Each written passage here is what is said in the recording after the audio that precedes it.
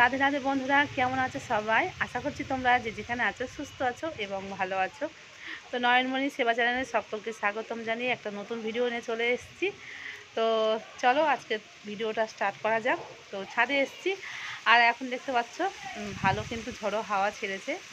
মেঘলা weather আছে, কিন্তু খুব মেঘলা করে আছে আর হাওয়াও কিন্তু বেশ ছেড়েছে। এখন প্রায় 10টা বেজে গেছে, 10:30 মতন বাজে। গোপুসোনাদের স্নান টান করাবো।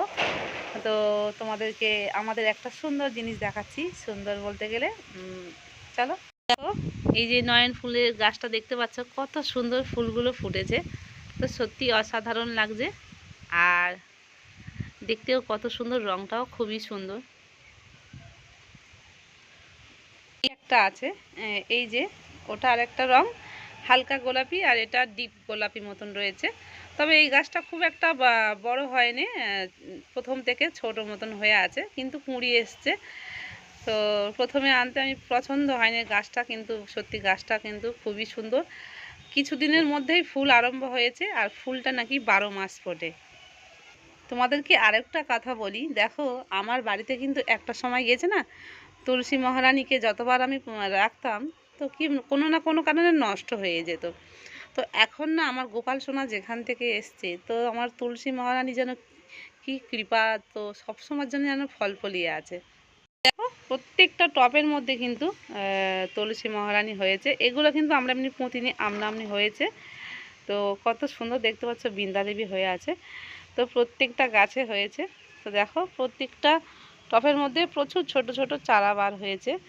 তো আরও অন্যান্য দিকে কিন্তু রয়েছে। যেহেতু ভগবানের সেবায় সবসময় তো তুলসীপত্র লাগে, তো বৃন্দা দেবী না হলে কিন্তু ভগবানের সেবা করা যায় না। তো তুলসীপত্র তো অবশ্যই লাগে। সময় গেছে সত্যি তুলসী মহারানীর জন্য, মানে বৃন্দা দেবী আমার মানে বাড়িতে রাখলে না কোনো রকম কারণে নষ্ট হয়ে যেত। তো এখন দেখতে তো পাচ্ছ প্রত্যেকটা টবের মধ্যে ভর্তি হয়ে গেছে। আর যেহেতু ছাদের মধ্যে, তো ছাদে আমাদের এই রকম করে রাখতে হবে। একটু গরম পড়লে তখন কিন্তু গাছগুলো কেমন হয়ে যায়।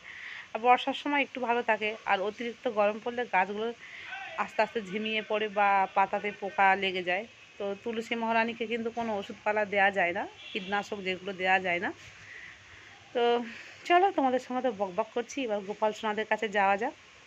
তো আমার ছোট্ট বাবু সোনারা বসে আছে, তিনজনে একসঙ্গে বসে আছে। তো দেখতে পাচ্ছ বাবু সোনাদের বেশ অনেক দিন ঘুরে এসছে, দূর দূরান্ত থেকে ঘুরে ঘুরে এসছে আনন্দ করে। আর প্রচুর ভক্তদের দর্শন মানে পেয়েছে, তো প্রচুর ভক্তরা এসে তাদেরকে নিয়ে আনন্দ করেছে। তো যাই হোক, তো এবারে তো চুপটি করে আমার কাছে এই সব সময় থাকতে হবে। যখন কাজকর্ম করি তখন ওদের কাছে সব সময় আসতে পারি না, তো সব কিছু ছেড়ে ছুড়ে আবার আসতে হয় ওপরে। তো তোমরা তো দেখেছো আগের বারে আমার গোপুসোনারা টেবিলের মধ্যে থাকতো, একটা টেবিল করা ছিল। কিন্তু এই সিংহাসনটা না আমার প্রথম থেকে নেওয়া ছিল। তো যেহেতু আমার 3 গোপাল সোনা হয়ে গেছে, তারপরে কি হয়েছে না, ওই 3জনের তো সিংহাসনে হবে না। বিশেষ করে তো আমার এই মোহন সোনা, তো মোহন সোনাকে তো এই সিংহাসনের মধ্যে রাখা যাবে না। দেখে তো বুঝতে পারছো সিংহাসনটা দেখতে বড়, কিন্তু ভেতরে জায়গাটা খুবই ছোট। তো যার জন্য কিন্তু এই সাইডে এই রকমভাবে আমি আপাতত রেখে দিয়েছি। তো ইচ্ছা অনেক থাকে অনেক কিছু করার, কিন্তু কি করব, ভগবান যেটুকুনি যেমনভাবে দেয় সেই রকমভাবেই আমাদের চলতে হবে, কিছু করার নেই। আর এই সাইডে বিছানাপত্র রয়েছে। আগে জায়গাটা ছোট পাঁচভাবে রাখা হতো, যার জন্য কিন্তু খাটটা সবসময়ের জন্য চলাফেরা করতে হতো। এখন এই রকমভাবে সিংহাসনটা বসানোর পরে খাটটা সাইডে রাখা যাচ্ছে, অসুবিধা হচ্ছে না। তো সিংহাসনটা খুব ইচ্ছা আছে একটু ভালো করে সাজাবো। তো সময় লাগবে, একটু সময় করে তারপরে আমার গোপাল সোনাদেরকে সব কিছু আমি রেডি করব। তো সিংহাসনটা না অনেক দিন হয়ে গেছিলো, কেমন মতন হয়েছিল। আর কত শখের সিংহাসন, সত্যি এই সিংহাসনেই প্রথমে আমি আমার ঠাকুর ঘরে বসিয়েছি। আর খুব শখ ছিল সিংহাসনের, কিন্তু সিংহাসনটা যেখান থেকে আমি মানে গোপাল সোনাকে এনেছি বসাতে পারিনি, তখন থেকে কিন্তু আমার মনটা খারাপ লাগছিলো। যে সিংহাসনটা কি কিছু রাখা যাবে না? তো দেখো আমার ভগবানকে, এই যে গোবিন্দকে, রাধারানী, পঞ্চতত্ত্ব, নরসিংহদেবকে আমি এরকমভাবে রেখেছি। আর সাইডে জগন্নাথ দেবকে রেখেছি, জগন্নাথ দেব, বলরাম, সুভদ্রা মহারানী। কি করব, ছোট জায়গা যেমনভাবে রাখলে হয় সেই রকমভাবে রাখতে হবে, কিছু করার নেই।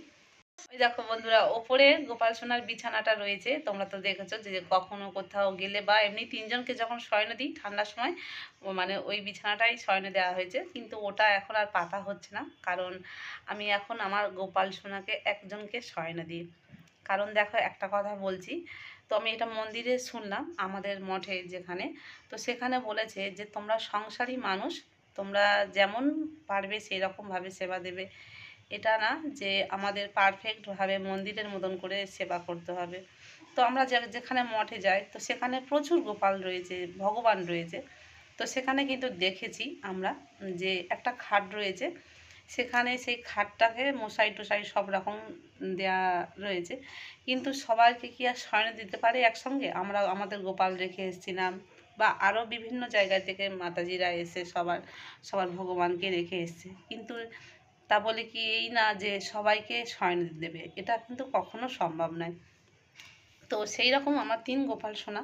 তো সত্যি বলতে আমার যতদিন যাচ্ছে কাজের চাপ বেড়ে যাচ্ছে, আর এখন আমাদের ব্রাহ্মণ দীক্ষা হয়ে গেছে, তো অনেক কিছু নিয়ম রয়েছে সেগুলো মানতে হয়। তো যার জন্যে কিন্তু সব কিছু পারফেক্টভাবে হয়তো করে হয়তো উঠতে পারবে না, অনেক কিছু সমস্যা হবে। তো ৩ জনকে প্রত্যেকদিন শয়ন দেওয়া, তোলা, এটা সব মানে একটু কষ্ট হবে। তো সেই জন্যে ভাবলাম যে আমি আমার একটা গোপাল সোনাকে শয়ন দেবো। তো সেটা আমি মানসে দেবো যে আমি ৩ গোপাল সোনাকে একসঙ্গে শয়ন দিচ্ছি। এইরকম মনোভাব নিয়ে করলে কোনো অসুবিধা হবে না। কারণ আমি তো মঠে মন্দিরে গিয়ে দেখেছি, তো সেই জন্যে বলছি। তো যারা এইরকমভাবে গোপাল সোনাকে হয়তো একদম না শয়ন দেওয়ার মতন সুযোগ হয়ে উঠছে না, তো মানুষে দিয়ে দেবে বা একটা জায়গা করে রেখে দেবে, সেখানে যেন গোপাল সোনা শয়ন দিতে মানে যেতে পারে, সেরকম মনোভাব নিয়ে সব কিছু রেডি করে রেখে দেবে। যেমন আমি এখানে করে রেখে দিয়েছি বিছানা, তবে কিন্তু আমার এক গোপাল সোনাকে আমি শয়ন দিই। আগে তো প্রত্যেক দিন ৩ গোপাল সোনাকে দিতাম, কিন্তু এখন আমি পেরে উঠতে পারছি না। মানে আমি করলে কিন্তু যখন আমার অসুবিধা হবে, হয়তো আমি কোথাও গিয়ে পড়েছি, তখন আমার বাড়িতে তখন দিতে গেলে তাদের অসুবিধা হবে। তো সেই জন্যে যেটা করব একরকমভাবেই করব। একটা কথা বলি, যাদের অনেক বড় বিগ্রহ বা রাধা কৃষ্ণ রেখেছো, হয়তো ভাবছো যে রাধা কৃষ্ণকে আমি কিভাবে সরিয়ে দেবো। তো দেখো, তোমরা সেটা পারলে বিগ্রহ না দিতে পারো, তো সেটাকে অনুভব করে তোমরা বাঁশিটাকে তোমরা শয়নে দিতে পারো। এতে মানে সেই ভগবানেই শয়নে দেওয়া হলো, এই রকম করে কিন্তু মন্দিরে এরকম দেয় দেখেছি, বা এরকম করেই হয়, বাঁশিটাকে শয়নে দিয়ে দেয়। তো ভিডিওটা এই পর্যন্ত শেষ করছি। তো আজকে অন্য কিছু আর সেবার ভিডিও তোমাদের দেখালাম না, কাল থেকে শুরু করব। আজকের একটু অসুবিধার জন্য পারলাম না। রাধে রাধে, হরি বল।